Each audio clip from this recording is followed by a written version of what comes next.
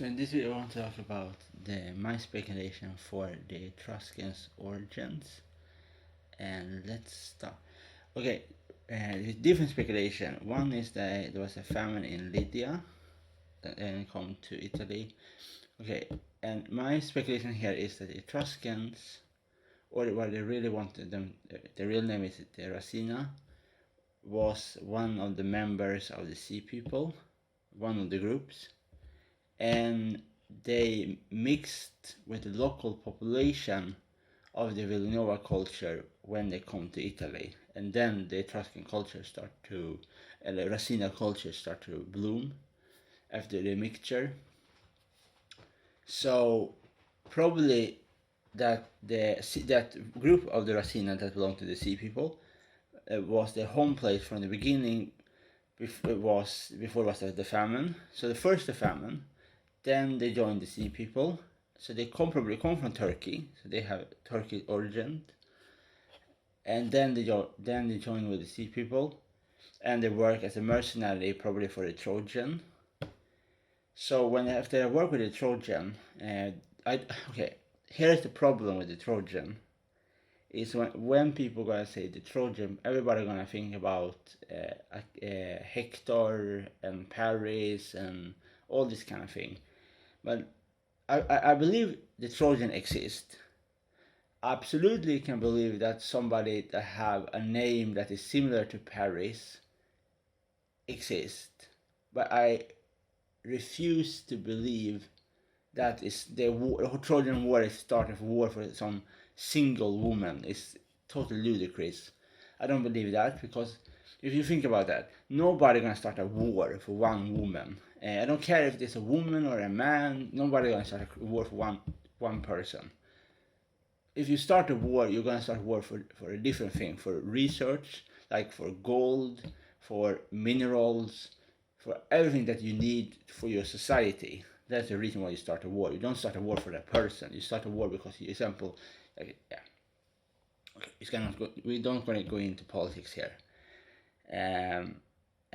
So that's a belief, because if you look at, example, Villanova cultures, artwork, architecture, and art, and then you look at later on around 900 BC and so on, you can see that the art be changing and more advanced art, and late around maybe 2 or 3 around 400 we start to see this, like the big sacrifice, like what's the name, that with the elite, when the elite died, they placed them in like a big grave, like kind of grave tombs, like a sculpture, and even the graves, or Etruscan graves, is built like their house inside. So if you go there to Toscana in Italy, you can see the graves and so on. Very, very beautiful things. And their culture is obviously very, very beautiful, and they have lots of things inspired from the Greeks, but also lots of things from their own. And my speculation here, I don't say I know, I just speculate here, is that some of the inspiration the Racina have when they come to, after they have worked for the Trojan, and later on when they betray the Trojan, when they see how the weak Trojan war was, then when they come back, they leave their home, so they live in Turkey, in Troy, as mercenaries. So they live in some barracks and so on. So they work for very long. So this is the soldiers. Then we have the women and children. So they have to be somewhere they live. So if the famine happened, that means the famine have to happen after the war. So they cannot come back to their homeland. They have to find a new homeland. So so we say if the famine was after the war, and they left their homeland, they try to seek a new land, and they have learned from the war tactics from the Trojan. They served them so long, so they're very advanced warriors in that time. So they come to the Villanova culture, to Italy. That was the prime culture.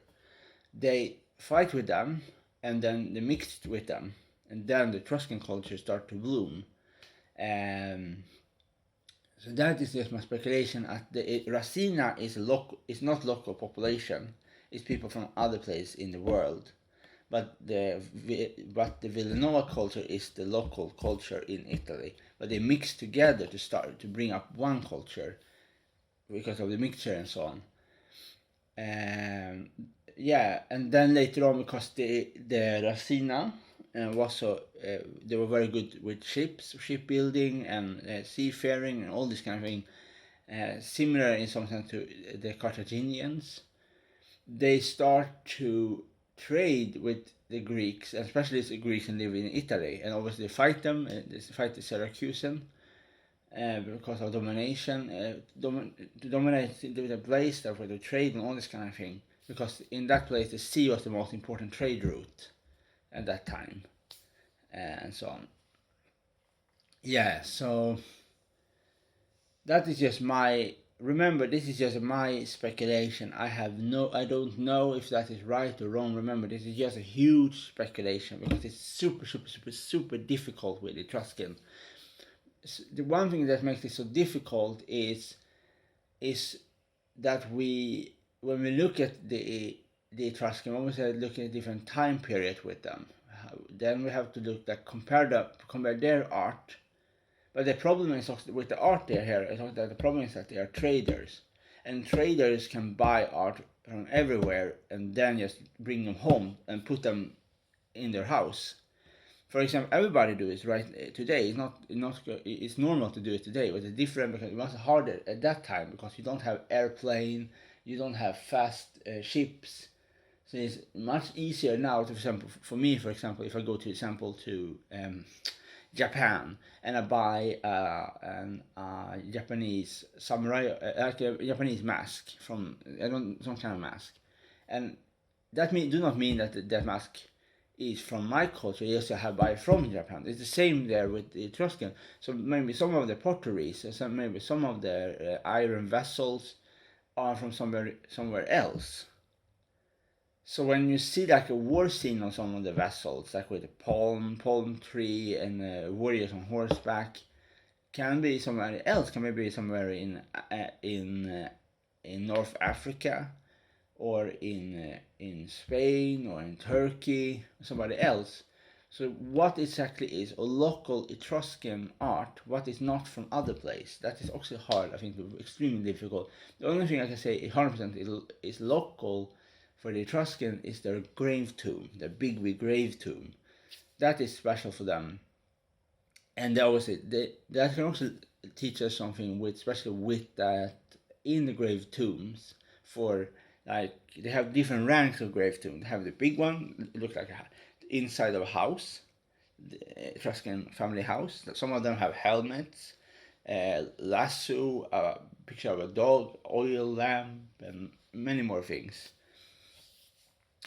But then we have the other thing, the graves that is very similar to the pharaoh's graves, like I don't know the name in English, but you know the big thing when you put the mummies in. The same they do for the high-ranking elites, for the Etruscan nobilities.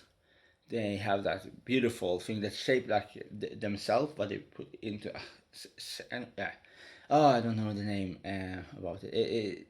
It's a no, okay. Anyway, but I hope you understand what I mean. And that is a special thing because if you look at the painting inside the tomb, you see a lot of the time a picture of a feast, like they eat food and drinking wine. They do other things that. They do love making, all these kind of things. They start war, love making, drinking, and eating good food, and all this kind of thing. But lots of the same time when there's mythology in the picture, it's picture with the Trojan War, or fighting the Amazons, or the Sarmatian. I'm wondering here is the picture when Achilles kills Trojan prisoners. Is that to sympathize with the Trojan, no, with the Greeks, or is it to remember always to seek revenge against the Greeks? And I'm wondering if this is a kind of revenge death. If they die, they also remember how horrible the Etruscan think the Greeks was, because the Etruscan always fight against the Greeks. The Etruscan was never allies with the Greeks. They sometimes trade with them, but they were much better friends with the Carthaginians and than was with the Greeks. So here is why I'm wondering if the Etruscans, I don't say they can be, they are the Trojans, they are the same people.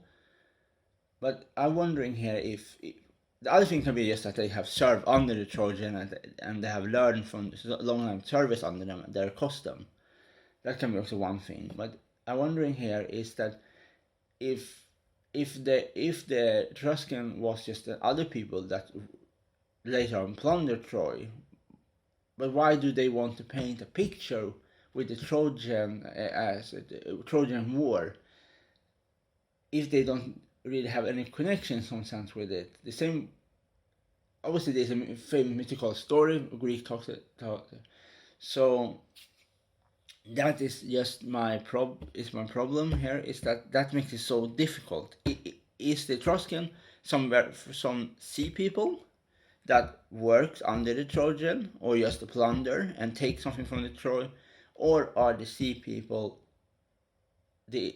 or are the Etruscan, the Racina, the Trojans? But they can be the both. They can be, some of them are member from the Trojan royal family, and somebody is from other places and with the Racina. But what I really believe is that the Racina is from a different place, but they mixed with the local population later on after they leave the homeland, and that is the Villanova culture. The Etruscan and Racina and Villanova culture was turned to be one culture, because we know from after year 9 they will start to vanish, and then the Racina come and take over there and start to mix this on. That is my speculation here. Or we can make it more difficult. We can also bring in the Hittites in the picture to make it much more difficult.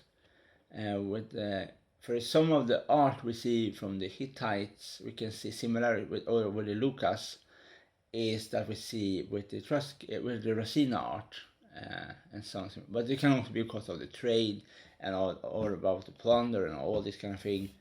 So maybe that have not need to be a connection in people in some sense, and this kind of thing. Yeah, it's complicated people. It's complicated. And then later on, when the Romans start to be stronger, the Romans fight them and defeat them, and then later on their culture was inbring with the Roman culture. But they are very, very different. The Racina is very different from the Romans. And so they have lots of the things that is very different in some sense. They are very different, and they are different from the Greeks. I think the problem here that we, in popularity, we think more about the Greeks, but we don't think so much about the Trojan culture, like before the Trojan culture was destroyed. So if we can find more art from the Trojan, or from the what I really call, but you know what I mean. They have a different name. The same what you always call Etruscan, also they call them Racina. But the people that live in Turkey from around in the BC, in the Bronze Age BC, is that if we have more information about their art, their architecture, and so on, then we can compare in some sense some of the Racina's art with each other and so on. Because if you look, example, at Like for example, we have the most famous group of the sea people, the Philistines. They lots of their pottery was very, many people say it's very similar to Greek pottery. But is that the local art, or do the Philistines learn that when they serve under the example the Macedonians, and later on adopt that art to themselves, and this kind of thing. Yeah, so we have lots of questions, and I think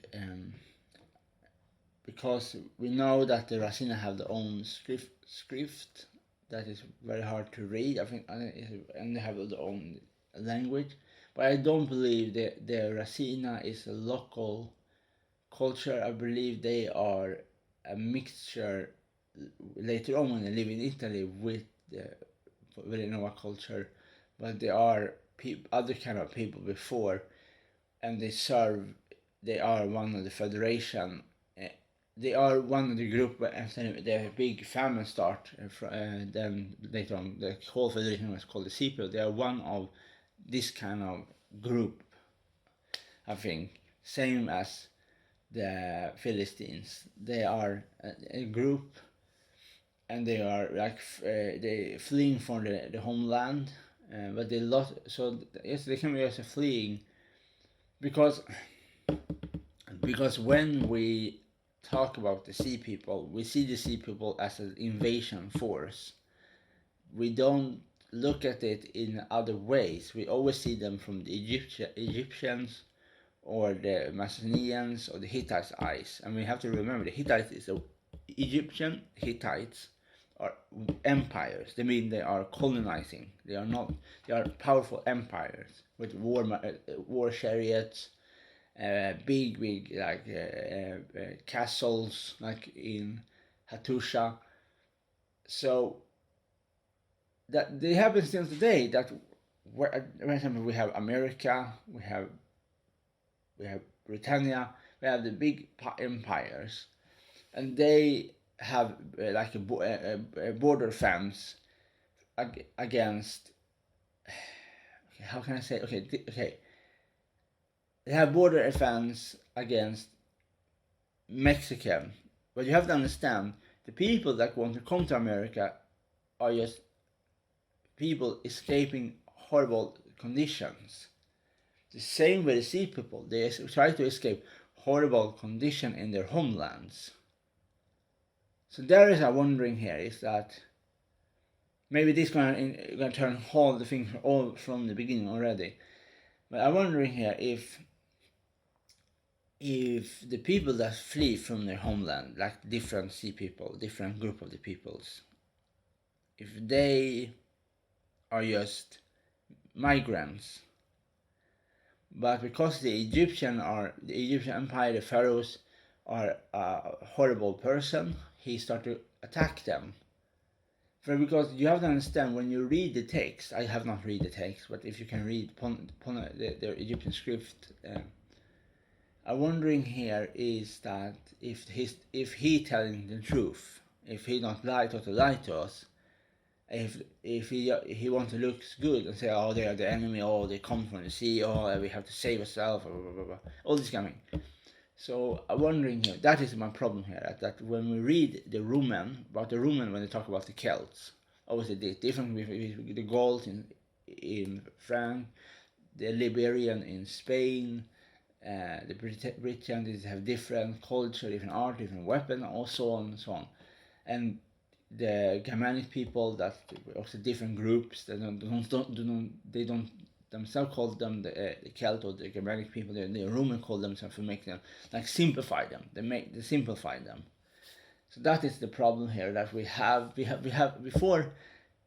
I think we have to find scripture that the sea people, some of the people write for themselves, tell their own story, and then we have to compare them side by side before we can just say, oh, these people they are this and these are this. And that is the problem here with exactly with the Racina, is that we have very few information about their backgrounds, their real background story. Lots of the story is told from the Greeks or from the Romans perspective when they talk about them. And that makes a super problem, because if, for example, right now, if I say I explain the story of other people that lives today, that do not mean to have to be true. It's just I say what I want to say. And that is the same with the ancient historians, is that maybe they do not like that kind of, maybe they are very bigot and left field mind. They may not as, they are very they are maybe not, what can I say, they are maybe they don't want to tell the exact right story, because they want to see their civilization as better than their civilization, so they want to bring them up, bring their civilization in a higher light than the other one. That can be that when they explain about the Racina, they gonna tell them as love-making brutes, like they only find different women, they cannot stay with one woman, they sacrifice humans, they all this kind of thing. The same for when they talk about the Carthaginians, that the Carthaginians sacrifice lots of babies, okay, and they sell their girls as prostitutes in temples, and they are just this. But that is Greek. You have to understand, the Greeks talks bad about everybody. Even they talk about the Carthaginians, they talk bad about Racina, they talk bad about the Persians, they talk bad about everybody. They are not Greeks. The same for the Romans. They talk bad about everybody. And that is the problem here. But we have to find, like, because if you look at the Persians' history about the Iranians, like the Achaemenians, Sasanians, and so on, we know that they are very extremely advanced cultures, with super empires and so on. So it's very bad to just listen to one source of information. That is a reason why it's so difficult for me when I do this video, and for other people, is that lots of our information are from the Greeks, from Herodotus, or from the Roman. Lots of information. We don't have any good information, any huge information from the local population, from the Racina. The same with Carthaginian. For when the Romans defeat them in the Third Punic War in Sama, they destroy lots of the scripture that what's the name of the people? The Carthaginian have. Carthaginian is the town. It's not the people. The people was a mixture with the local people and the Phoenicians.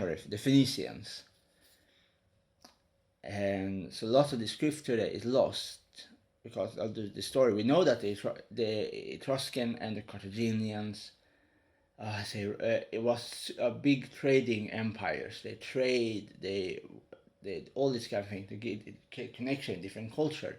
So because of this, I think the Etruscans was more open to different cultures than the Greeks. I think the reason why you can maybe see people with from different places, maybe you can even find people from Africa joining sometime the Etruscan, like from the North Africa. Maybe the Etruscan married a man from Africa, or and so on and so on. But because they trust each other, because they have a connection with the Carthaginians. So that instance, I think they were more open culturally to other people than the Greek was. I think the Greeks' mindset was very, okay, maybe I have to be careful here, bit bigoted, bit negative against other people for different reasons. Maybe they think, because the Greek was so advanced culture, they think it was better than everybody else, and because the Etruscan learn from step by step to evolve their culture, and then want to learn about different people, the different culture and different art. So they invite people from maybe from Egypt to Italy to make their tombs, and they get inspired from when maybe they come as traders to Egypt and see maybe some like the mummification, or they see from the same for when they have mummies, like the grave, like put the human in Lydia or in and so on. So these kind of things. So we have, I think that is can be one thing. Yes, that we have really a yes a mixture of culture all together, and all of the culture, their backstory is all that can bring them together. That's the Racina, and so on.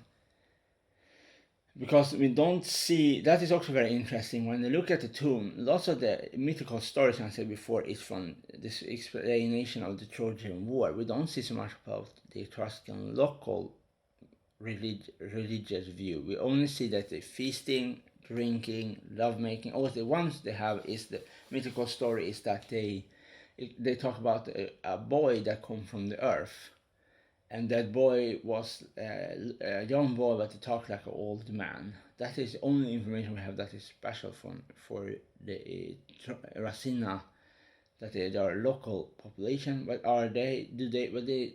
Well, lots of the thing other is that they have guards, but the guards looks like Greek guards, and have lots of things similar with the Greek guard. So what is originally the Etruscans, the Racinas, God, what they believe originally, beside that boy that come from the earth, and so on. And so there's lots of things that makes it why I think maybe the Etruscan are the Trojan are the same people, or they have learned from them, and so on.